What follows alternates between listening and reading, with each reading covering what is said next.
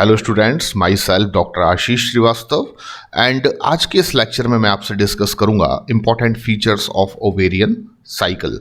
यानी कि इस लेक्चर का जो कह सकते हैं विशेष महत्व है वो ये है कि अभी तक जो हमने oogenesis टॉपिक को स्टडी किया, अभी तक हमने जो मेंस्ट्रुअल साइकिल के रेगुलेशन या हार्मोनल रेगुलेशन को स्टडी किया and different phase of menstrual cycle को स्टडी किए, तो उनके बीच में से कुछ ऐसे कंसेप्ट्स हार्मोन बेस्ड निकल कर आते हैं जिन पर कि ज़्यादातर क्वेश्चंस पूछे जाते हैं। फॉर एग्जांपल, आपसे ऐसे क्वेश्चन नीट में पूछे जा सकते हैं कि कॉन्ट्रासेप्टिव पिल्स बनाने के लिए इनमें से किस हार्मोन पर बेस्ड हम कह सकते हैं कि किस हार्मोन को हम लोग जनरली यूज़ करते हैं फीमेल में कॉन्ट्रासेप्टिव पिल्स के फॉर्म में, एंड इंक्रीज करने के लिए फर्टिलिटी किन हार्मोन्स की फीमेल को ज़रूरत होती है, डॉक्टर्स किन हार्मोन्स को फीमेल में इंजेक्टेड करते हैं उनमें फर्टिलिटी को इंप्रूव करने के लिए, ओव्यूलेशन के लिए किस हार्मोन की ज़रूरत होती है या ओव्यूलेशन के लिए कौन सा हार्मोन रिस्पॉन्सिबल है, प्रेगनेंसी मेंटेनिंग हार्मोन कौन सा है। ऐसे बहुत सारे क्वेश्चंस हैं जो डायरेक्टली हार्मोन्स के नाम पर पूछे जाते हैं। तो ये बात ध्यान में रखते हुए मैंने oogenesis, मेंस्ट्रुअल साइकिल में हार्मोनल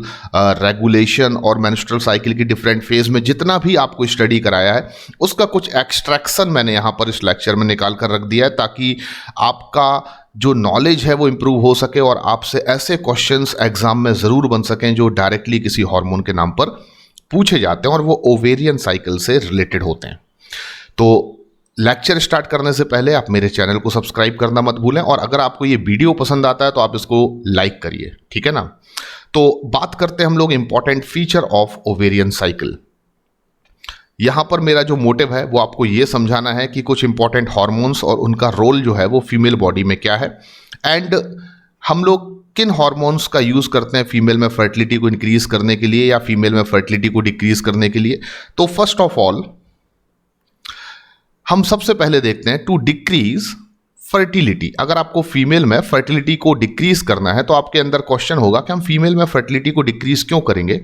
तो अगर कोई भी फीमेल प्रेगनेंसी को कंसीव करना नहीं चाहती है, इन सच कंडीशंस वो कॉन्ट्रासेप्टिव पिल्स का यूज़ कर सकती है। उसके पास एक बहुत अच्छा विकल्प है और ये पूरी तरह से सेफ भी है और इरिवर्सेबल और कह सकते हैं रिवर्सेबल प्रोसेस भी है। यानी कि आप चाहें तो कॉन्ट्रासेप्टिव पिल्स को अगर लेना बंद कर दें तो आप प्रेगनेंसी को नॉर्मली आप कंसीव कर सकते हैं।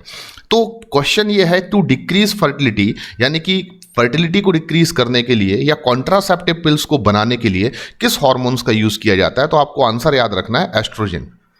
लेकिन जब आप रिप्रोडक्टिव हेल्थ चैप्टर को पढ़ेंगे तो आपको वहां पता चलेगा कि कुछ ऐसी भी कॉन्ट्रासेप्टिव पिल्स होती हैं जो एस्ट्रोजन और प्रोजेस्टेरॉन कॉम्बिनेशन से बनाई जाती हैं। यानी कि उन पिल्स को बनाने के लिए एस्ट्रोजन का भी यूज़ किया जाता है और सिंथेटिक प्रोजेस्टेरॉन का भी यूज़ किया जाता है।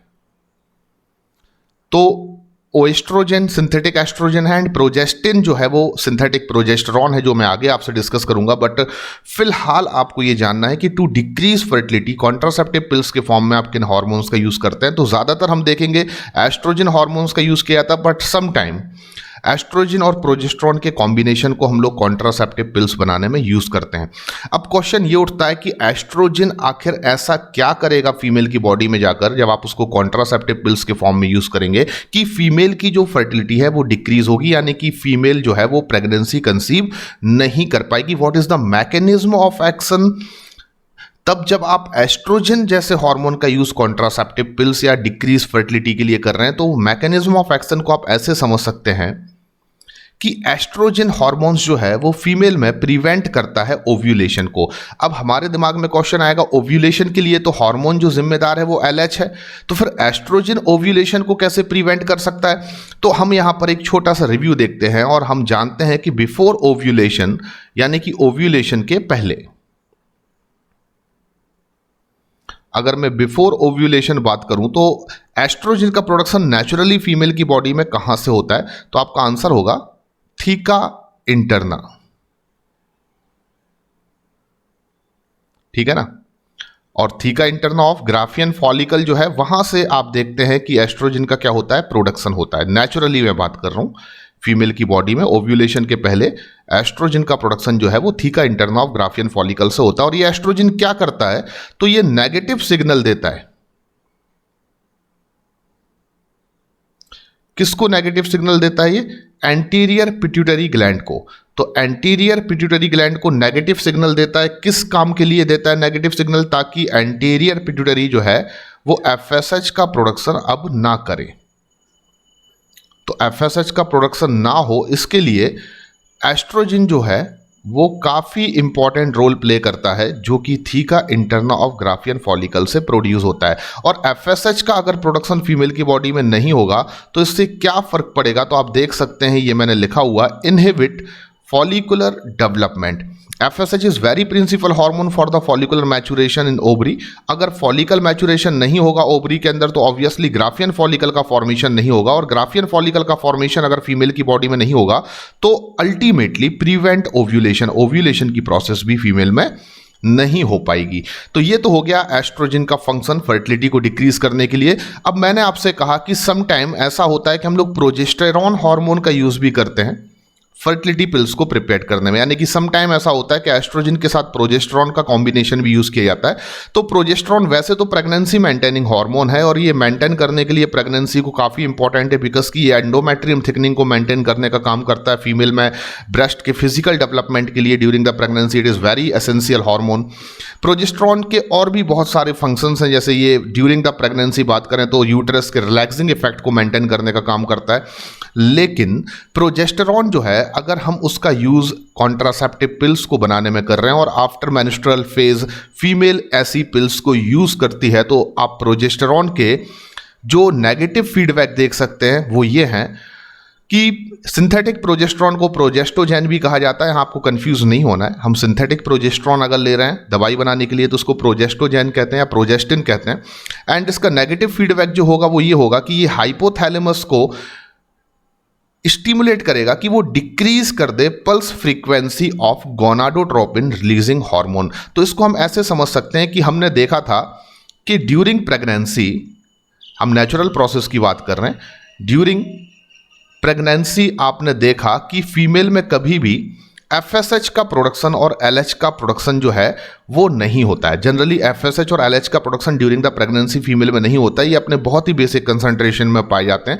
तो फीमेल में आखिर प्रेगनेंसी के दौरान एफएसएच का प्रोडक्शन क्यों नहीं होता है? क्योंकि फीमेल को जरूरत ही नहीं होती है किसी नए फॉलिकल को मैच्योर करने की ओवरी में, क्योंकि ऑलरेडी उसके यूट्रस में एम्ब्रियो का डेवलपमेंट चल रहा होता है। तो ये कैसे पॉसिबल है? तो हम जानते हैं कि हाई कंसंट्रेशन अगर फीमेल में रहेगा प्रोजेस्टेरॉन का, क्योंकि प्रेगनेंसी के दौरान फीमेल में प्रोजेस्टेरॉन का कंसंट्रेशन क्या रहेगा? हाई। और हाई कंसंट्रेशन ऑफ प्रोजेस्टेरॉन जो होगा वो नेगेटिव फीडबैक देता है। अब किसको नेगेटिव फीडबैक देता है? तो हम सभी जानते हैं हाइपोथैलेमस को। जिससे क्या होता है, हाइपोथैलेमस जो है वो ड्यूरिंग द प्रेगनेंसी कभी भी एफएसएच एंड, या कह सकते हैं डायरेक्टली बात करूं कि कभी भी वो हाइपोथैलेमस को जब भी नेगेटिव फीडबैक मिलता है, क्योंकि प्रोजेस्टेरॉन का कंसंट्रेशन हाई है, तो हाइपोथैलेमस जो है वो स्टिमुलेट नहीं कर पाता किसको? एंटीरियर पिट्यूटरी ग्लैंड को, कि वो प्रोडक्शन कर सकें किसका? एफएसएच का एंड एलएच का। तो हम इस तरीके से कह सकते हैं कि ड्यूरिंग द प्रेगनेंसी एफएसएच का प्रोडक्शन फीमेल में एंटीरियर पिट्यूटरी ग्लैंड से इसलिए नहीं होता क्योंकि प्रोजेस्टेरॉन का हाई कंसंट्रेशन जो है वो सप्रेस कर देता है, या कह सकते हैं डिक्रीज कर देता है पल्स फ्रीक्वेंसी को, और इस तरीके से गोनाडोट्रोपिन रिलीजिंग हार्मोन का प्रोडक्शन नहीं हो पाता। यानी हाइपोथैलेमस जो है वो जीएनआरएच को ही नहीं बनाएगा, और जब जीएनआरएच ही नहीं बनेगा तो एंटीरियर पिट्यूटरी ग्लैंड स्टिमुलेट नहीं होगी और एफएसएच और एलएच का प्रोडक्शन भी नहीं होगा। अल्टीमेटली फीमेल में ना तो ओव्यूलेशन की प्रोबेबिलिटी बचेगी और ना ही फॉलिकुलर मैचुरेशन की। तो ओवरऑल हम अगर किसी फीमेल में डिक्रीज करने के लिए उसकी फर्टिलिटी कॉन्ट्रासेप्टिव पिल्स के फॉर्म में या तो एस्ट्रोजन को देते हैं या एस्ट्रोजन प्लस प्रोजेस्टेरॉन के कॉम्बिनेशन को यूज करते हैं। दोनों के फंक्शन आपके सामने और आप शायद समझ चुके होंगे। अगला इंपॉर्टेंट जो क्वेश्चन हार्मोन्स पर बेस्ड होता है उसको हम समझने की कोशिश करते हैं। टू इंक्रीज फर्टिलिटी, अब समटाइम ऐसा होता है कि कुछ ऐसी फीमेल्स होते हैं जिनमें की फर्टिलिटी जो है वो ऑलरेडी बहुत ज़्यादा डिक्रीज होती है, यानी कि फीमेल में प्रॉपरली ओव्यूलेशन नहीं हो रहा है। एन ओव्यूलेशन की प्रॉब्लम, एन ओव्यूलेशन मतलब कि ओव्यूलेशन का एब्सेंट होना या ओव्यूलेशन प्रॉपरली नहीं होना, एबनॉर्मल ओव्यूलेशन होना। तो अगर किसी फीमेल में हम बात करें कि उसकी फर्टिलिटी जो है वो डिक्रीज है, तो उस कंडीशन में डॉक्टर उसको कुछ हार्मोनल इंजेक्शंस देते हैं उसकी फर्टिलिटी को इंक्रीज करने के लिए। गायनेकोलॉजिस्ट के थ्रू जो फर्टिलिटी को इंक्रीज करने के लिए हार्मोन्स फीमेल बॉडी में प्रोवाइड किए जाते हैं, they are FSH and LH, जिनको हम एक साथ गोनाडोट्रोपिन हार्मोन्स कह सकते हैं, इनका बेनिफिट क्या होगा? तो हम सभी जानते हैं this is very useful hormone for follicular maturation. तो फीमेल में जैसे ही FSH का इंजेक्शन दिया जाएगा, उसमें उसकी ओवरी में प्राइमरी फॉलिकल का मैचुरेशन ग्राफियन फॉलिकल में हो जाएगा। एंड LH हार्मोन साथ में दिया जाता है ताकि जब ग्राफियन फॉलिकल्स जो है वो प्रिपेयर्ड हो जाए तो वो रप्चर्ड हो सके, क्योंकि हम सभी जानते हैं कि ग्राफियन फॉलिकल को रप्चर्ड करने के लिए LH बहुत इंपॉर्टेंट है। और इस वजह से क्या होता है, फीमेल में ओव्यूलेशन होता है, क्योंकि ओवम जो है वो ग्राफियन फॉलिकल से रिलीज हो जाता है। ठीक है ना? तो आई होप कि आप ये समझ चुके होंगे। तो फीमेल में LH का रोल क्या है, मैं यहां पर फिर से बता देता हूं कि ग्राफियन फॉलिकल को ये रप्चर्ड करेगा और उस वजह से ओवम क्या होगा, रिलीज होगा। ओके, आगे हम बात करते हैं कि मैचुरेशन ऑफ फॉलिकल के लिए डॉक्टर कौन से हार्मोन्स यूज करते हैं। यानी कि अगर किसी फीमेल में जो प्रॉब्लम देखी जा रही है वो प्रॉब्लम क्या है कि उसमें फॉलिकुलर मैचुरेशन प्रॉपरली नहीं हो पा रहा है, तो उस कंडीशन में भी डॉक्टर जो है वो FSH और LH देते हैं। फंक्शन सिमिलर है। FSH प्रिंसिपल हार्मोन है फॉलिकुलर मैचुरेशन के लिए, जैसा मैंने बता दिया, और LH जो है after maturation of Graafian follicle, यानी फुली मैच्योर्ड फॉलिकल जो ग्राफियन बनेगा उसमें LH हार्मोन ओव्यूलेशन को इनिशिएट करेगा। तो इस तरीके से अभी तक हमने 3 इंपॉर्टेंट कंसेप्ट्स को डिस्कस किया।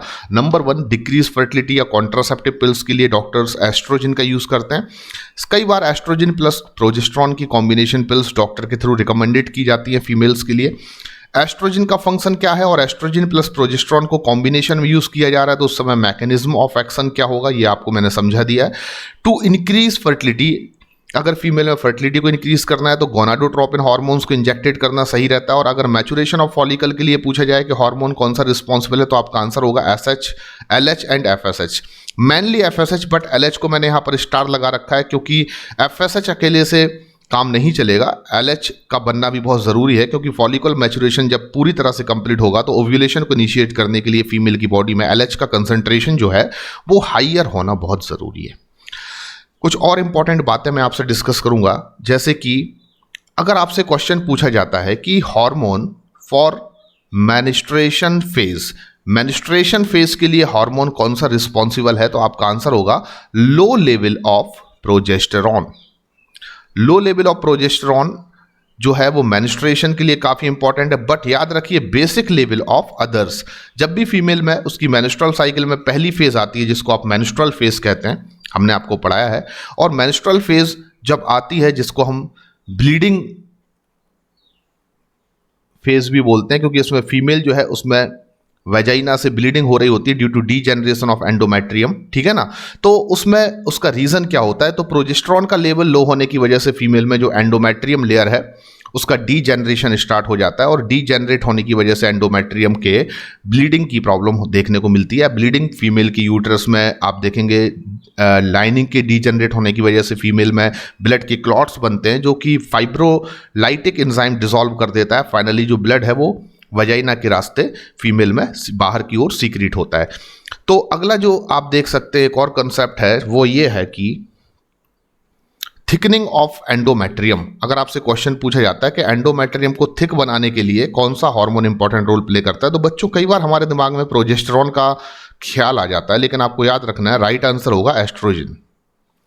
एंडोमेट्रियम को थिक बनाए रखने के लिए एस्ट्रोजन बड़ा इंपॉर्टेंट है, ये आप हमेशा याद रखिए। एस्ट्रोजन के बहुत सारे फंक्शन मैंने आपसे डिस्कस किए हैं, जैसे कि ये LH के प्रोडक्शन के लिए रिस्पॉन्सिबल है, क्योंकि एंटीरियर पिट्यूटरी ग्लैंड को ये पॉजिटिव सिग्नल देता है for the production of LH। ये FSH के प्रोडक्शन को स्टॉप करने के लिए काफ़ी इंपॉर्टेंट है, क्योंकि एंटीरियर पिट्यूटरी ग्लैंड को नेगेटिव सिग्नल देता है कि वो FSH का प्रोडक्शन ना करे। एस्ट्रोजन एंडोमेट्रियम थिकनिंग को इंक्रीज करने के लिए काफ़ी इंपॉर्टेंट है। ड्यूरिंग द प्रेगनेंसी फीमेल में आप देखेंगे कि इनिशियल 4 मंथ जो कॉर्पस ल्यूटियम होता है वो प्रोजेस्टेरॉन के high concentration and some amount of estrogen को प्रोड्यूस करता है। एस्ट्रोजन के महत्व को आप पार्चुरेशन के समय पर भी जानेंगे, तो जब मैं आपको पार्चुरेशन टॉपिक पढ़ाऊंगा तब भी आपको बताऊंगा कि एस्ट्रोजन जो है वो काफ़ी इंपॉर्टेंट रोल प्ले करता है, और कहीं ना कहीं एस्ट्रोजन का पार्चुरेशन में जो रोल है वो मैं आपसे पार्चुरेशन टॉपिक में ही डिस्कस करूंगा, अदरवाइज आप अभी बहुत ज़्यादा कन्फ्यूज हो जाएंगे। तो फिलहाल आप याद रखें कि एंडोमेट्रियम की थिकनिंग को बनाने के लिए, या एंडोमेट्रियम की थिकनिंग को बढ़ाने के लिए, मैं बनाए रखने के लिए नहीं बोल रहा हूँ, बढ़ाने के लिए, यानी एंडोमेट्रियम थिक होती जाए, ड्यूरिंग द फॉलिकुलर फेज, इसके लिए कौन सा हार्मोन रिस्पॉन्सिबल है? एस्ट्रोजन। पर थिकनिंग अगर एक बार प्रॉपरली बन जाती है तो उसको मेंटेन करने के लिए और उसको ग्लैंडुलर सेक्रेटरी लेयर्स में कन्वर्ट करने के लिए जो हार्मोन रिस्पॉन्सिबल है वो एस्ट्रोजन नहीं है, वो प्रोजेस्टेरॉन है।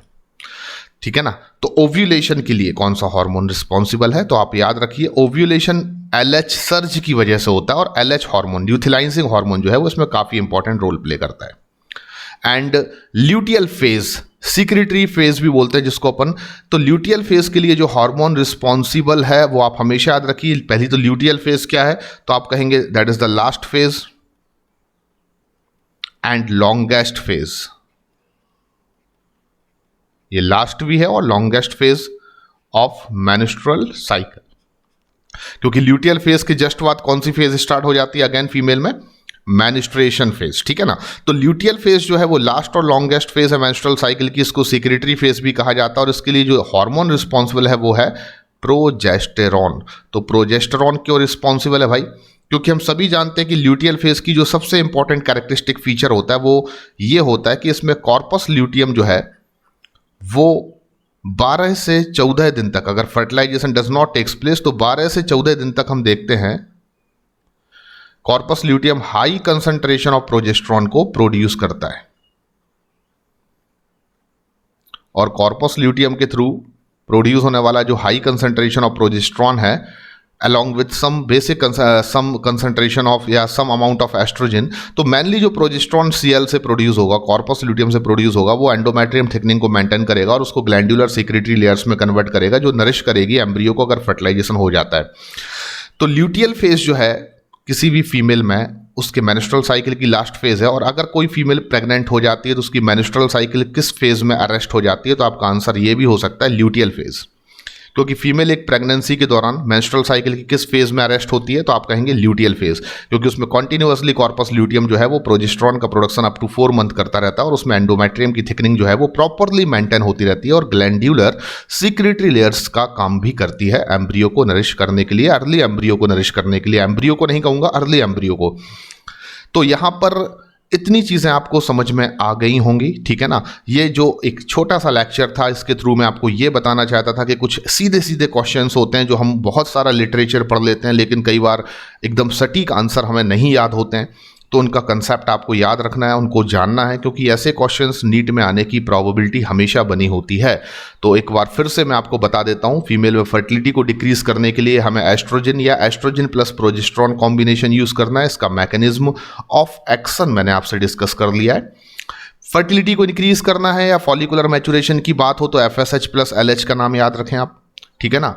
ओव्यूलेशन के लिए LH का नाम याद रखें। ल्यूटियल फेज या सीक्रेटरी फेज हार्मोन हम प्रोजेस्टेरॉन को कहते हैं। मेनिस्ट्रेशन फेज के लिए हार्मोन रिस्पॉन्सिबल है low level of progesterone plus basic concentration of other hormones.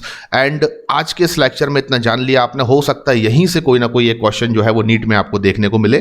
Thank you very much students. मेरे चैनल को सब्सक्राइब करना मत भूलिए और अगर वीडियो आपको पसंद आया तो उसको लाइक करिए। ठीक है। Thank you very much.